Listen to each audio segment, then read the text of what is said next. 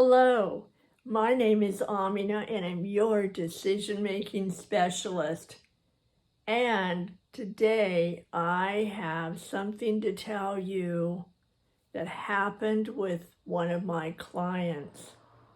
She texted me and then we talked, and she is utterly miserable. And I would like, if it's all right, to tell you what happened, because I think that it might help you to save yourself from the same kind of misery that she is feeling. At least you wouldn't be triggering the misery on purpose. She knew that she did something that she really regretted and wished that she hadn't. So let me tell you what happened. Well, she went into her husband's iPad, into his messages, and read some of his text messages. No, not having an affair. And that wasn't the reason that she was searching. She was searching because she didn't believe and trust that he was supporting her with the parenting of their son.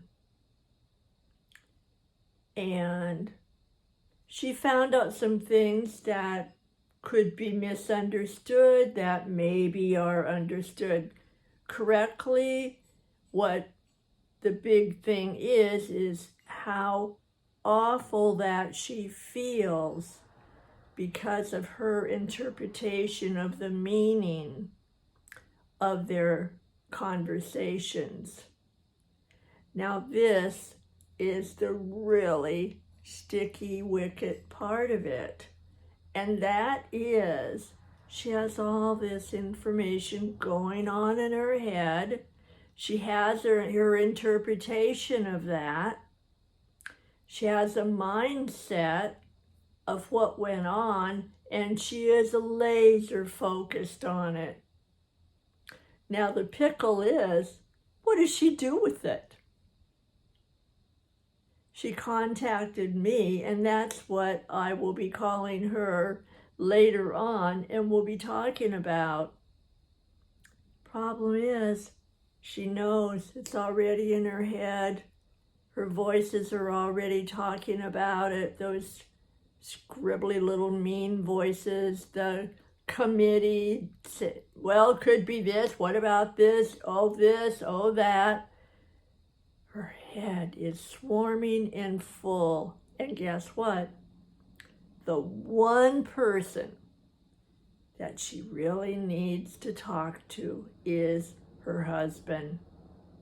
In order to do that, she is going to have to tell him that she violated one of her principles, and that is to honor somebody else's cell phone.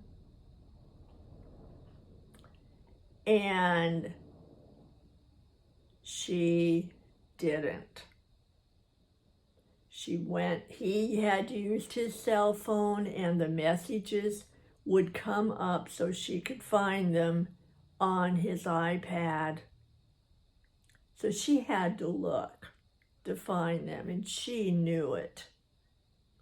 So I'm going to offer that first of all, when that little voice comes in and says, oh, we could find out, we could look, it's right there. We could just, it's already available, we can do it. Nobody will know. Don't. Whatever you do, don't walk away. Cover your eyes. Tape your hands. Whatever it takes, do not do that. What I would prefer and offer, if you will, is that you let yourself know that just the fact, the idea, the urge to go in to somebody's emails, text messages, phone, computer, iPad, without permission is an indicator to you that you're not trusting the person, you're not trusting the relationship. The communication has broken down because you're not having a conversation together, that maybe you don't trust yourself to know what's going on, to have that conversation. Something with you, with the other person, and with that third entity of the relationship is amok. That is the first approach I'm offering, is that you say, you know, maybe it's just me, and I don't have a sense that you're really backing me up in our partnership of parenting our son. Now, I am not saying that would be easy. I am saying it would be more worth it than to have information rolling around, roaring around in your mind alone. The tool that I am going to offer is one that I have offered for probably over 30 years, and that is, when in doubt, check it out. Ask. Sometimes we don't ask because we're afraid of the answer, and yet if we tippy-toe into their phone or their iPad or their computer, we may find out something that we don't want to know either, except we can't talk it out until we first have a conversation about how we found the information.